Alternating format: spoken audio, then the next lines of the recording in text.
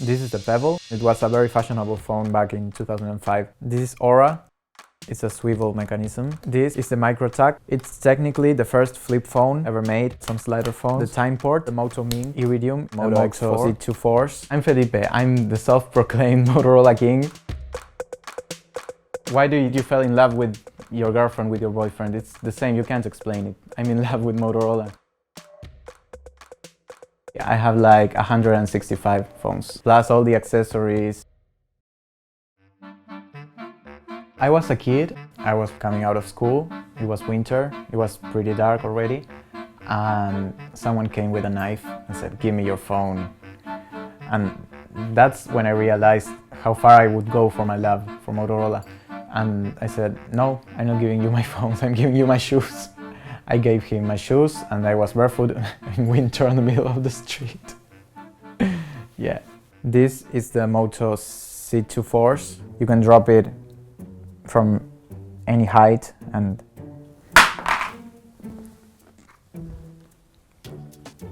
it's okay. I was 12, 13 when I became a fan, and I started sending them letters. And they replied once, but then never again until 2014 that I tweeted them a picture of my collection, and they were amazed. They were so impressed. There's no Motorola office here in Uruguay, so they invited me to Argentina. To every product launch, they give me phones, marketing material, brochures, all that fun stuff. For them it's like trash sometimes when it gets old, but for me it's like a treasure. I keep them all here. There's like something mystic about that logo that attracts me so much. Every time I see it, it's like I'm living again all these last 12 years of being a fan.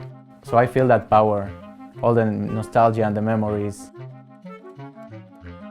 So this was my first Motorola phone.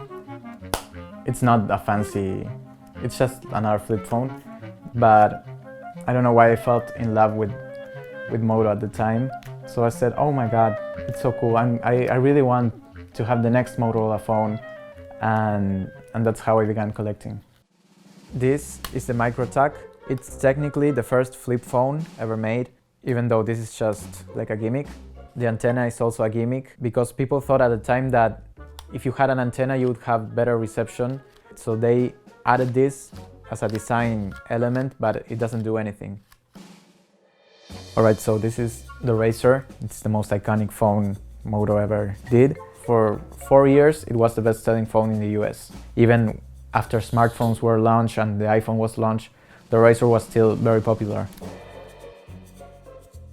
This is Aura, the $2,000 phone that Motorola launched to celebrate its 80th anniversary. It's a swivel mechanism.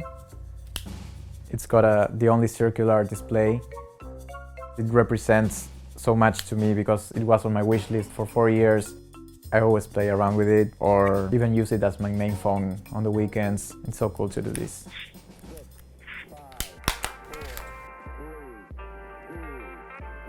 In July 20th, 1969, when the moon landing happened, 500 million people watched it. That was all thanks to Motorola radio transmissions. That's pretty awesome. And July 20th is my birthday, so like I'm connected to the brand.